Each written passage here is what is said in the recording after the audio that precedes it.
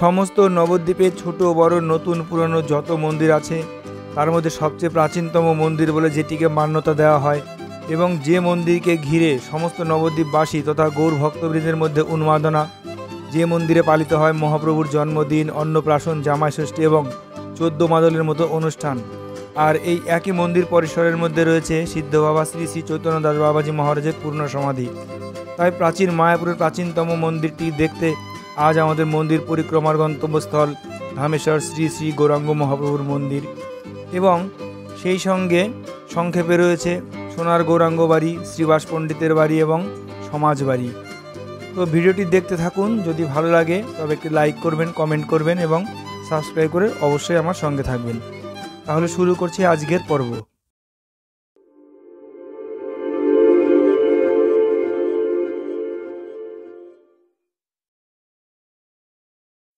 ধামেশ্বর শ্রী শ্রী গৌরাঙ্গ মহাপ্রভুর শ্রীমন্দিরের প্রবেশপথের দুপাশে রয়েছে দুটি বড় সিংহের মূর্তি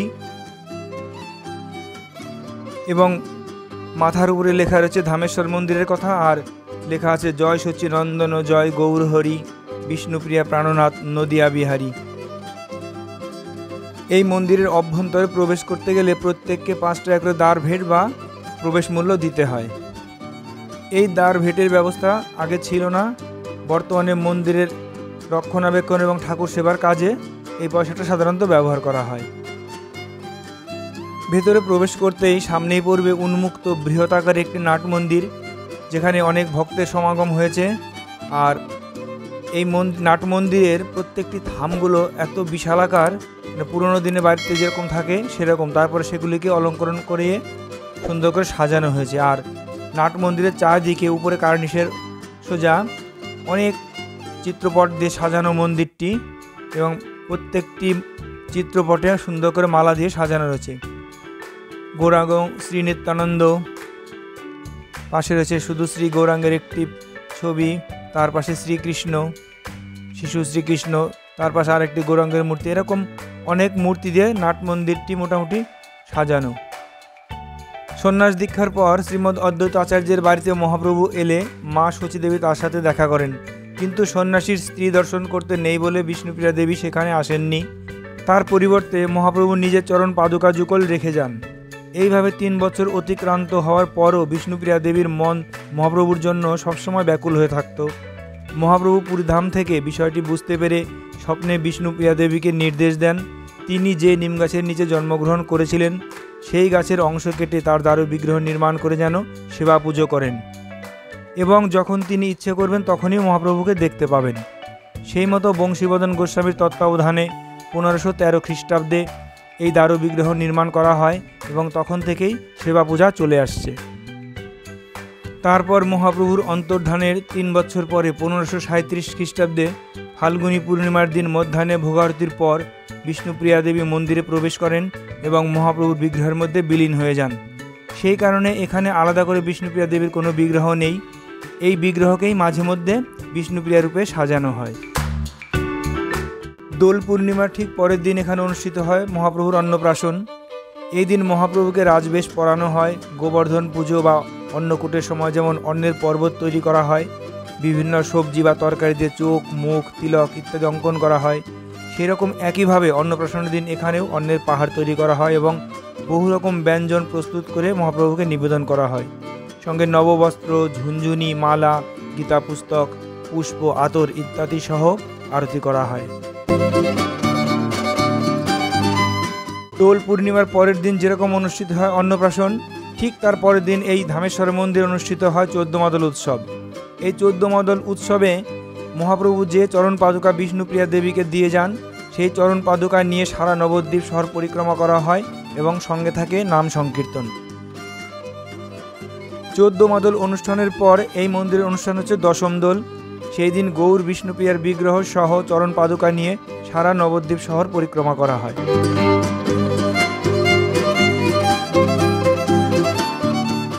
তারপর জ্যৈষ্ঠ মাসে এইখানে মহাপ্রভুর জামাই ষষ্ঠী উৎসবও পালন করা হয়। এই দিন সকালে মঙ্গল আরতি, বাড়ির মহিলারা তালপাতার পাখার বাতাস করেন, সাথে মিষ্টি ভোগ, তারপরে আমপানার শরবত, আমদই, রাবড়ি, পঞ্চব্যঞ্জন, সন্দেশ, মিষ্টি, চিড়ের নাড়ু, খইয়ের নাড়ু ইত্যাদি সহযোগে মহাপ্রভুকে ভোগ দেওয়া হয়। এই অনুষ্ঠান নিমাই বিষ্ণুপ্রিয়ার বিয়ের পর থেকেই চলে আসছে। এখন যেমন দোকানে তৈরি দই মিষ্টি সন্দেশ নিয়ে অনুষ্ঠান করা হয়, আর তখনকার দিনে ঘরের মেয়ে বউরা নাড়ু মোয়া সন্দেশ পিঠে যা ঘরে তৈরি করতে পারতো তাই দিয়েই উৎসব উদযাপিত হতো। ওই দিন মহাপ্রভুকে পাঞ্জাবি পরানো হয়, গলায় গোলাপ ফুলের মালা, মাথায় মুকুট, খেজুর আম দই মিষ্টি ইত্যাদি দিয়ে যেভাবে জামাইষষ্ঠী অনুষ্ঠান করা হয় এখানেও ঠিক একইভাবে করা হয়। এই মন্দিরে পুজো দিতে চাইলে নাট মন্দিরের পাশেই নিজস্ব দোকান রয়েছে, সেখান থেকে পুজোর সামগ্রী সংগ্রহ করবেন এবং পুজো দিতে পারেন। আর প্রসাদের জন্য সকাল 8:30 থেকে 9টার মধ্যে মন্দিরে এসে যোগাযোগ করতে হবে। এখানে প্রসাদের কুপন মূল্য হচ্ছে 150 টাকা, এবং যদি আপনি পার্সেল করে বাড়িতে নিয়ে যান তাহলে দিতে হবে 160 টাকা, অর্থাৎ 10 টাকা বেশি। নাট মন্দিরে সোজাসুজি দাঁড়িয়ে বাঁদিকে খেয়াল করে দেখা যাবে ছোট্ট একটি প্রবেশদ্বার, যার উপরে লেখা রয়েছে চৈতন্যদাস বাবাজির সমাধিস্থান। এই চৈতন্যদাস বাবাজিকে স্থানীয় ভক্তরা সবাই সিদ্ধ বাবা নামে চেনেন। ইনি একজন মহান সাধক, মহাপ্রভুকে প্রতিরূপে সেবা করতেন। তার সমাধিপীঠের ওখানে লেখাই রয়েছে, আমার সাধন হলো সারা, আমার ভজন হলো সারা, নদের চাঁদের কান্তা আমি, কান্ত আমার গোরা। সামনে এটি চৈতন্যদাস বাবাজির সমাধি মন্দির। এখানে সেই মহান সাধককে পূর্ণ সমাধি দেওয়া হয়। সমাধি মন্দিরের পাশের কক্ষে গিরি গোবর্ধন ও গোপাল মূর্তি সহ আরও কিছু বিগ্রহ রয়েছে। এই ধামেশ্বর মহাপ্রভুর মন্দিরকে বিষ্ণুপ্রিয়া দেবীর বাড়িও বলা হয়। মহাপ্রভুর দারু বিগ্রহের সামনে রূপোর বাক্সে মহাপ্রভুর দেওয়া সেই চরণ পাদুকা বা খড়মজোড়া রাখা আছে। এই মন্দিরে এলে সেটি অবশ্যই দেখার চেষ্টা করবেন। এখন আমরা চলে এসেছি সামান্য দূরে সোনার গৌরাঙ্গ বাড়ি। নাট মন্দির থেকে অনেকগুলি সিঁড়ির ধাপ ভেঙে ওঠার পর গর্ভগৃহ, কিন্তু গর্ভগৃহে বিগ্রহের কোনো ছবি তুলতে দেওয়া হয় না, তাই পাশের কক্ষে রাখা বিষ্ণুপ্রিয়া গৌরাঙ্গ রাধাকৃষ্ণ এবং আরও অন্যান্য কিছু বিগ্রহ আছে, সেগুলি দেখানোর চেষ্টা করছি। গর্ভগৃহের সামনে রয়েছে 3 তলা উচ্চতা বিশিষ্ট নাট মন্দির। এই নাট মন্দিরের চারপাশে রয়েছে মঠবাসী সাধুদের থাকার ঘর।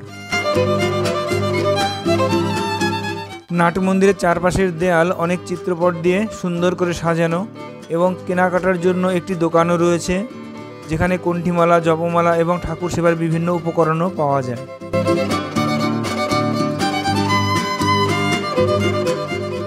নাট মন্দিরের এক কোণে রয়েছে অফিস ঘর, প্রয়োজনে এখানে যোগাযোগ করতে পারেন। শ্রী শ্রী সোনার গৌরাঙ্গ মন্দির।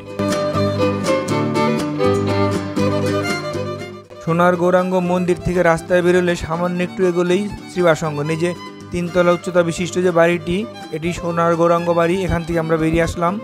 ওটিকে বাঁ হাতে রেখে যে সামনের দিকে এগোবেন, সামান্য 1 মিনিট ওই যে হলুদ রঙের যে প্রবেশদ্বারটি গম্বুজের মতো দেখতে, এই যে সামনে হলুদ রঙের বাড়ি, এটি শ্রীবাসঙ্গন। প্রবেশদ্বারের মাথার উপরে দুপাশে রয়েছে 2টি বড় সিংহের মূর্তি। পুরনো একটি প্রস্তর ফলকে লেখা আছে শ্রী শ্রীবাসঙ্গন। এখানেও 5 টাকা প্রবেশ মূল্য দিয়ে মন্দিরে প্রবেশ করতে হয়। শ্রী গৌরাঙ্গ মহাপ্রভুর শ্রীহস্তে রোপিত এই কুল বৃক্ষ দীর্ঘ 500 বৎসরের অধিককাল হইতে বিদ্যমান। ক্ষয়ে যাওয়া প্রাচীন বৃক্ষের পাশে নতুন করে আরও একটি বৃক্ষ রোপণ করা হয়েছে। আজ পৃথিবী জুড়ে হরিনাম সংকীর্তনের যে ব্যাপক প্রচার, তার সূত্রপাত কিন্তু এখান থেকেই। সেই কারণে এই শ্রীবাসঙ্গনকে নাম কীর্তনের আতুর ঘরও বলা হয়।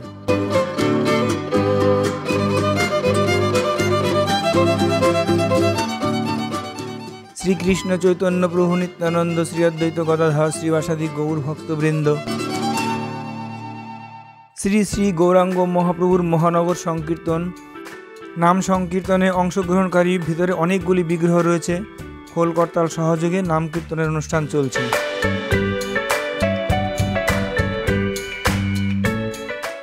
আর পাশের এই কক্ষে রয়েছে অবধূত নিত্যানন্দের একটি বিগ্রহ এবং দুপাশে জাহ্নভা মাতা এবং বসুধা মাতা। উপরে রাধাকৃষ্ণের একটি চিত্রপটও রয়েছে। পাশের কক্ষে রাধাকৃষ্ণ, প্রভু রামচন্দ্র এবং সরভুজের মূর্তি সমেত আরও অনেকগুলি মূর্তি রয়েছে। শ্রী শ্রী ভগবান দশাবতার শ্রীবাস অঙ্গনে মহাপ্রভুর মহাপ্রকাশ, শ্রীকৃষ্ণের মহারাজ দর্শন। সর্বোপরি ব্রজেন্দ্রনন্দন পতিত পবন, বলরাম সুভদ্রা জগন্নাথ, রাজা প্রতাপরুদ্র, রায় রামানন্দ স্বরূপ দামোদর, সার্বভৌম ভট্টাচার্য।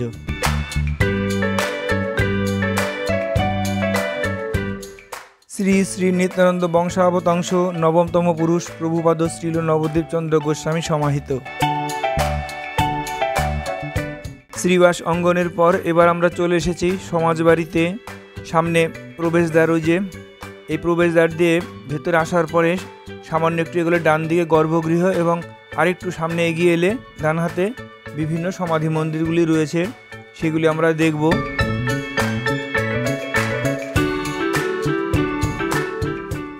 ভজনিতাই গৌর রাধেশ্যাম, জপ হরে কৃষ্ণ হরে রাম।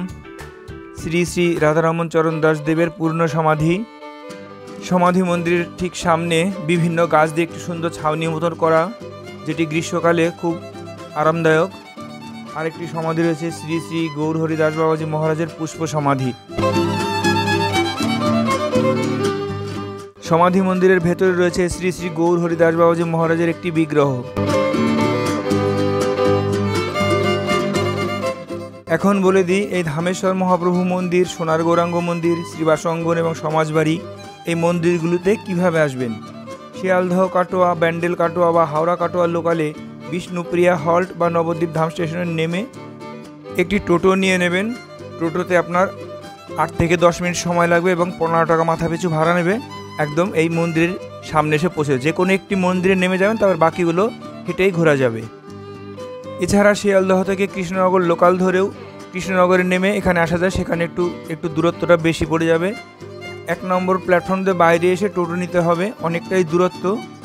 স্বরূপগঞ্জ ঘাটে এসে নৌকো পার করে এই ধামগুলি দর্শন করতে পারেন।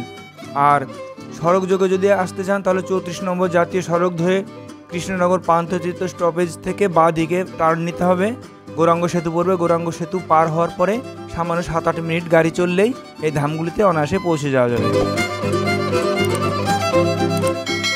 ভিডিওটি যদি ভালো লাগে তবে একটি লাইক করবেন, কমেন্ট করবেন এবং সাবস্ক্রাইব করে অবশ্যই আমার সঙ্গে থাকবেন। দেখা হবে পরের ভিডিওতে। ততক্ষণ পর্যন্ত সবাই সুস্থ থাকবেন, ভালো থাকবেন। নমস্কার।